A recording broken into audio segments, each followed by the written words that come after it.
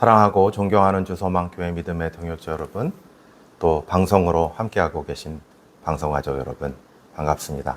주소망교회 김영민 목사입니다. 드디어 긴 여름날이 이제 끝이 나는 것 같습니다. 아침 저녁으로는 선선한 가을 바람이 불고 있습니다.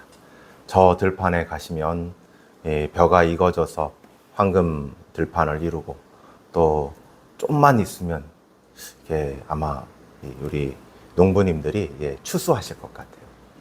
이것처럼 오늘 우리의 삶도 이제 2024년도 이제 후반기고, 또 좀 있으면 또 교회력으로는 또 추수감사절이잖아요. 2024년도에 좀 더 열심히 하셔서 조금 더 마지막 스퍼트를 내셔서 우리가 계획했고 우리가 바라뵀던 모든 것들을 은혜 중에 하나님께 열매로 드릴 수 있도록, 또 성령의 여러 9가지 열매가 우리의 삶 속에 풍성히 맺어져 하나님께 영광 돌리시는 그것을 바라보면서 오늘, 그리고 이 9월달, 얼마 남지 않은 9월달, 10월달, 11월달, 12월달까지 열심히 사랑하고 섬기고 하나님 앞에 나아가시는 우리 모든 동역자님들 되어지기를 축원합니다. 오늘은 욥기의 마지막에 와 있지요. 드디어 하나님을 대면하고 하나님은 욥에게 두 차례에 걸쳐서 말씀하십니다. 오늘 다룰 것은 40장, 41장 두 번째 하나님의 말씀인데, 이 베헤못과 리워야단에 대해서 말씀을 하고 있습니다. 그런데 우리가 놓치지 말아야 될 중심은 하나님이 욥에게 무엇을 말씀하고 계시냐? 하나님이 욥에게 말씀하고 있는 바는 이 정의와 의에 대해서 말씀을 하고 있는 거죠. 욥은 하나님의 정의에 대해서 묻고 있는데, 이것에 대한 설명을 철학적, 이론적 변증이나 사변이 아니라 베헤못과 리워야단이라는 어떤 신화적, 상징적 동물들을 통해서, 그런 존재들을 통해서 지금 설명해 내고 있는 것입니다. 40장, 41장을 읽다 보면 이 베헤못과 리워야단에 대해서 생각하게 되는데, 매우 특별한 피조물이라는 것을 알게 됩니다. 물론 이렇게 일부 좀 이게 실제 동물이 아닐까? 라는 생각이 들기도 하죠. 40장 21절서부터 23절에 보면은 이 습지에 웅크리고 있는 하마 같다는 생각을 하기도 합니다. 어떤 학자들, 그리고 우리가 알고 있는 개역 한글판에서는 이 베헤못을 하마로, 리워야단을 악어로 번역을 했어요. 이런 생각, 이 피조물이 당시에 있었던 이 악어와 하마를 나타낸 것이구나 라는 생각을 하게 하는 구절이 있습니다. 그러나 말입니다. 우리가 이것을 읽으면 읽을수록 이게 실제 동물을 가르치는 것이 아니라 어떤 영적인 의미를 내포하고 있다. 그래서 많은 신학자들은 이 베헤못과 리워야단을 신화적인 동물일 것이라고 보고 있습니다. 욥기에 리워야단은 한번 나온 적이 있죠. 욥기 3장 8절에 욥이 자신의 태어남을 저주할 때 자신이 잉태되는 밤에 리워야단이 깨어나 이 모든 것을 망쳐서 자기가 태어나지 않았으면 얼마나 좋았겠느냐 라고 할 때 리워야단이 나왔어요. 여기서 리워야단은 이 바다에 살고 있는 것인데, 이 바다는 고대 근동 사람들이 생각할 때 혼돈, 무질서의 영역, 죽음과 어둠, 악의 영역으로 생각했습니다. 이 모든 혼란스럽고 혼돈스럽고 무질서한 영역의 대표적인 괴물이 뭐냐? 바로 리워야단인 것입니다. 특별히 리워야단은 영적인 의미에서 하나님을 대적하는 존재인 것입니다. 하나님을 대적하는 혼돈과 무질서, 죽음과 악을 상징하는 것이 바로 리워야단인 것이죠. 이사야 27장 1절은 그것을 조금 더 길게 설명하고 있는데, 그날에 여호와께서 그의 견고하고 크고 강한 칼로 날랜 뱀 리워야단 곧 꼬불꼬불한 뱀 리워야단을 벌하시며 바다에 있는 용들을 죽이시리라 라고 말씀하고 있죠. 그러니까 여기서 리워야단, 성경의 몇몇 구절을 통해서 더 알 수 있는데, 리워야단은 뱀과 용, 사단을 상징하는 존재인 것이죠. 40장, 41장의 베헤못과 리워야단을 묘사할 때 가장 중요한 것은 강력한 존재로 묘사한다는 것입니다. 인간은 그 강력한 존재와 대적하여 이길 수가 없습니다. 그 괴물을 붙잡거나 사냥은 더더욱 불가능합니다. 어떠한 칼날도 창검도 방패처럼 단단한 비늘을 꿰뚫을 수가 없습니다. 그래서 40장 24절에 과연 누가 베헤못을 잡을 수 있겠으며 갈고리로 그것의 코를 꿰뚫을 수 있겠는가? 41장 34절 리워야단에서 말하는데 이렇게 얘기를 합니다. 그것은 모든 높은 자를 내려다보며 모든 교만한 자들에게 군림하니 라는 것이죠. 그러니까 이런 사단과 마귀 이런 존재가 바로 리워야단과 베헤못이다 라고 보는 게 자연스럽습니다. 그럼 이 얘기를 왜 하실까요?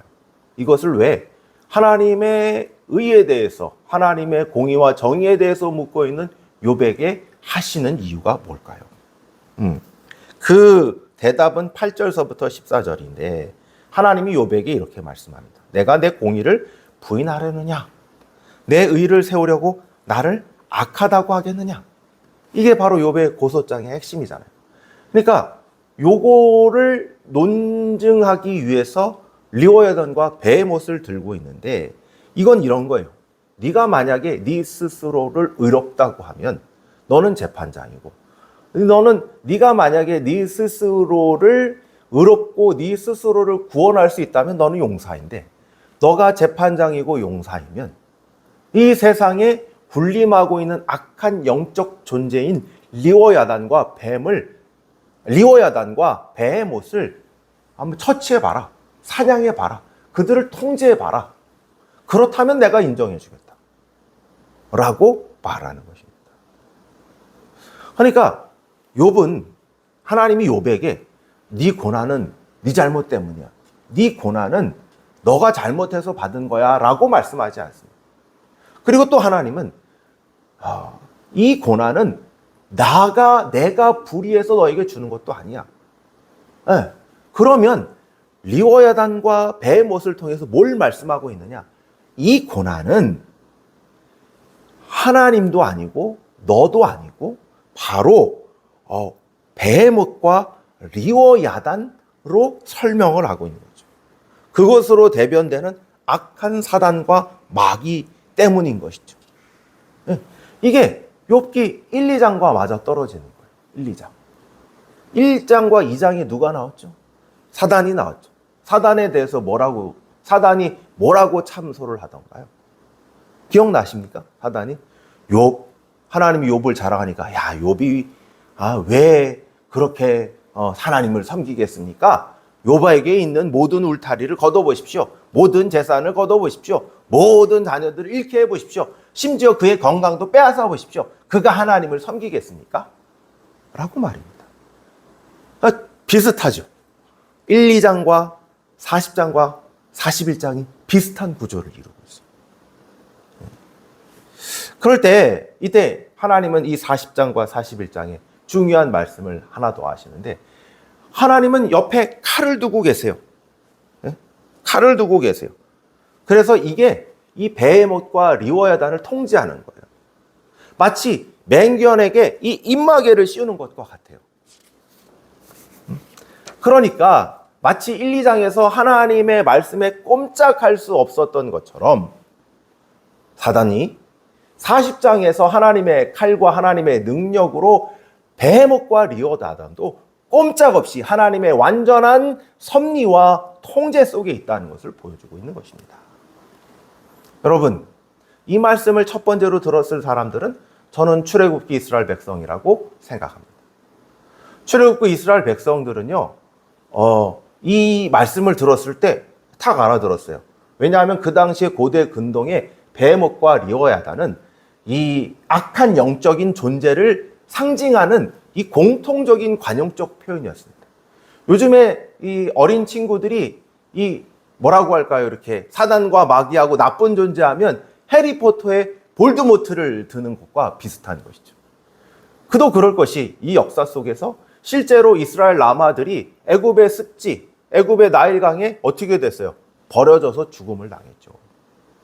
그리고 이 하나님께서 이 애굽의 10가지 재앙을 통해서 가나안 땅으로 향해 갈 때 애굽의 마병들이 쫓아왔잖아요. 근데 그들의 앞을 막았던 게 뭐였냐면 홍해였지 않습니까? 홍해. 바다의 영역. 바다의 영역. 그러니까 습지의 영역이 베헤못의 영역이라면 홍해 바다의 영역은 리워야단의 영역이죠. 이 두 가지의 장벽이 지금 막고 있잖아요. 그때 근데 말입니다. 그때 이 백성이 누구를 향해서 원망을 했을까요? 누구를 향해서 원망을 했을까요? 보시면 이렇게 얘기해요. 애굽에 매장지가 없어서 당신이 우리를 이끌어내어 이 광야에 죽게 하였느냐? 어찌하여 당신이 우리를 애굽에 이끌어내어 우리를 이같이 하느냐? 여러분, 이게 말씀이거든요. 그때 홍해 앞에 있었던 애굽의 마병이 뒤쫓아오고 있었던 이스라엘 백성, 출애굽 이스라엘 백성들의 불평의 말인데, 원망의 말인데, 이들이 원망했던 것은 저기 400년 동안 통치했던 애굽의 악한 왕들이었나요? 바로였나요? 애굽의 귀족들이었나요? 애굽 백성들이었나요? 지금 마병으로 이렇게 쫓고 있는 애굽의 군인들이었나요? 아닙니다. 그들은 모세를 원망했고 그들은 하나님을 원망했습니다. 그러니까 지금으로 치면 이런 거죠. 하나님 어떻게 저희에게 이럴 수가 있습니까? 그러기에 저희가 애초부터 애굽 안 나간다고 했지 않습니까? 이게 욥기 오늘 본문의 욥기의 말씀, 욥의 불평과 이스라엘의 불평이 맞닿아 있는 것이죠. 그러니까 이 출애굽한 이스라엘 백성의 리워야단은 어쩌면 홍해일 수도 있고요. 어쩌면 애굽의 마병, 즉 바로일 수도 있는 것이죠. 사랑하는 믿음의 동역자 여러분, 신약 요한계시록엔 이런 예언을 하죠. 요한계시록 12장 9절에서부터 10절인데 큰 용이 내쫓기니 곧 옛뱀, 마귀라고도 하고 사단이라고도 하며 온 천하를 꿰는 자가 그가 땅으로 내쫓기리니 그의 사자들도 그와 함께 내쫓기니라.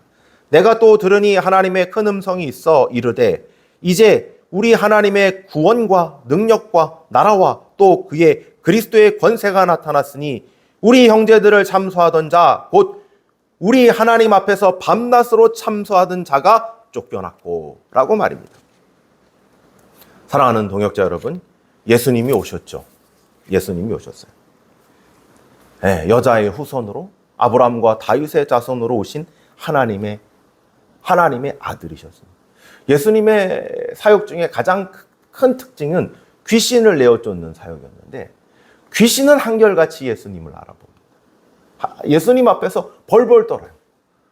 네, 바리새인 서기관들은 떨지 않고 오히려 예수님을 죽일까 이를 바득바득 깔고 있는데 네, 제자들은 이게 예수님인지 아닌지 제대로 믿는지 아닌 건지 제대로 모르고 있는 이때 이 귀신들만은 예수님을 정확히 알아보고 떨고 있습니다.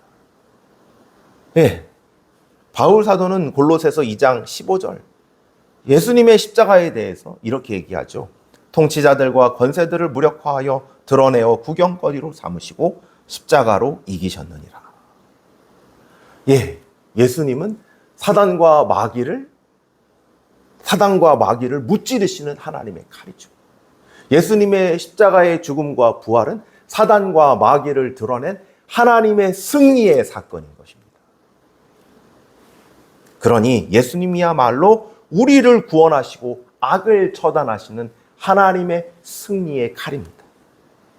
신약시대 초대교회 성도들은 특별히 로마 정부로부터 많은 핍박을 받았습니다. 그래서 그들은 적 그리스도를 로마의 황제라고 여겼지요.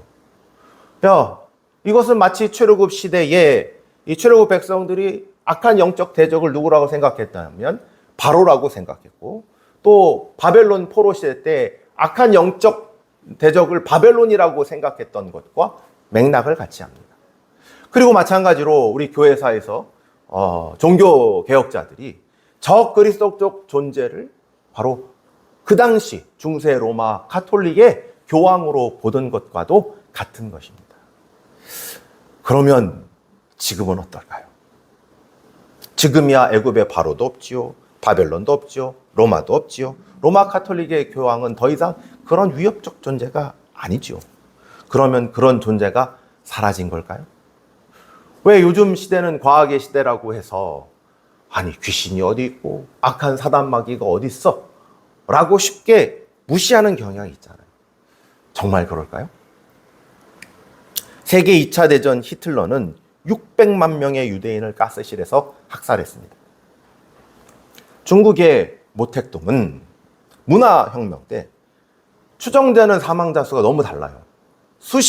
최소가 수십만이, 최대는 2천만 명, 어떤 분들은 더 8천만 명, 1억 명까지로 보는 분들이 있어요. 그 중간쯤 어디를 잡아도 어마어마한 사람들이 죽었죠.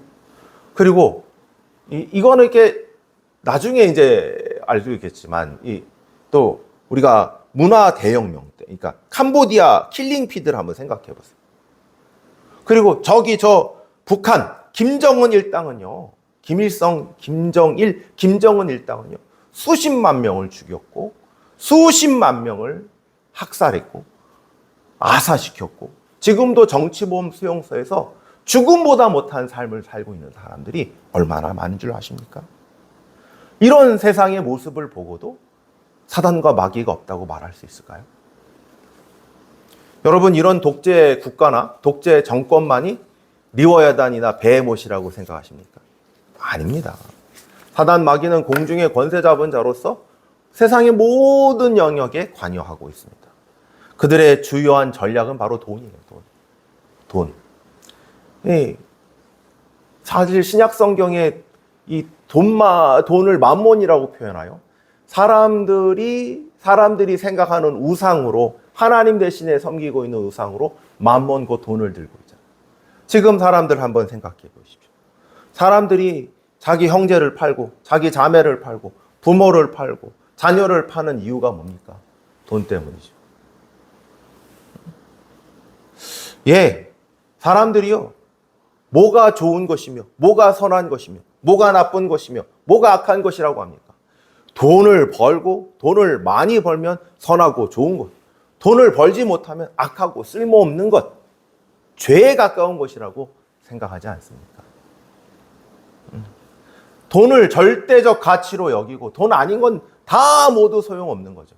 그래서 돈으로 사람을 갑과 을의 위치로 두고 있고, 자기보다 을의 위치에 있는 사람들을 존귀히 보지 못하고 핍박하는 것도 돈 때문 아닙니까? 돈 때문에 환경을 파괴하고 돈 때문에 거짓말을 하지 않습니까? 최근 40대 택배 기사님이 갑자기 운명을 달리하셨습니다. 고인은 평소 저녁 8시 30분부터 다음날 오전 7시까지 하루에 약 10시간 30분 주 6일을 근무해 평균 노동시간이 63시간이었습니다. 고인의 마지막 카톡이 우리를 더 가슴 아프게 하는데, 직원이 열심히 해달라고 그렇게 하는 거예요. 네, 부탁드립니다. 달려주십시오. 라고 하니까 고인의 마지막 카톡이 이렇답니다. 개처럼 뛰고 있기는 해요. 여러분, 또한 거대한 리워야단은 세상의 가장 아름다운 비너스의 형상으로 세상을 유혹합니다. 바로 성의 문제이죠. 사람들은 성에 중독되어 있습니다. 여기저기서 상품화되어 있어서 성은 어렵지 않게 사고 팔고 소비되고 있습니다. 그렇지만 그와 동시에 가정은 깨어지고 있습니다. 이런 세상을 살아가는 성도들은 욥처럼 고난을 당할 것입니다. 고통을 당할 것입니다. 경건으로 스스로를 지키고 산다 해도 우리는 고난에서 벗어나지 못할 경우가 생길지도 모릅니다. 하나님은 이런 고난의 뒤에, 우리가 당하는 핍박의 뒤에 검은 실체, 곧 베헤못과 리워야단을 보여주고 있는 것이죠. 욥기 40장 41장은 악의 실체, 영적인 대적의 실체를 통해서 우리가 보지 못한 것을 보게 합니다. 동시에 하나님이 그것을 완전히 통제하고 계시며 언제든지 하나님께서 베헤못과 리워야단을 물리치실 것을 보여주고 있습니다. 우리 주님은 이미 십자가로 이 모든 악한 세력을 이기셨으며 이제 최종 심판만 남아 있습니다. 사랑하고 존경하는 주서망교회 믿음의 동역자 여러분, 방송으로 함께하고 계신 방송가족 여러분, 우리가 고난 중에도, 우리가 핍박 중에도 하나님의 의를 의심하지 않을 것은 우리 구주가 십자가의 죽음으로 사단과 마귀를 모두 이기시며 모든 대적자들을 하나님의 사랑과 정의와 인내와 긍휼의 칼로서 이기셨다는 것입니다. 우리는 고난 중에도 주님 다시 오실 날을 기다리는 자들입니다. 마라나타 주여 어서 오시옵소서. 주의 영광이 인정되는 것이 세상에 가득하게 해주십시오. 우리는 초대교회 믿음의 선배들처럼 골로새움에서도 주의 의를 구했던 자들처럼 이 고난 중에서도 리오야단과 베못과 같은 자들이 우리를 대적하고 있는 중에서도 우리 주님의 그 승리의 영광을 보게 해달라고 기도하시는 우리 주소망교회 그리고 방송으로 함께하는 방송가족 여러분 되어지기를 주의 이름으로 축원합니다. 기도하겠습니다. 하나님 감사합니다. 귀한 은혜의 말씀 주셔서 감사합니다. 이 말씀대로 우리의 고난의 뒤에 있는 검은 실체들을 보게 하시고 그럼에도 불구하고 하나님의 승리를 믿고 인내하며 또 소망하며 나아가는 우리 모든 동역자님들 다 되게 하여 주옵소서. 감사하며 예수님의 이름으로 기도 올립니다. 아멘.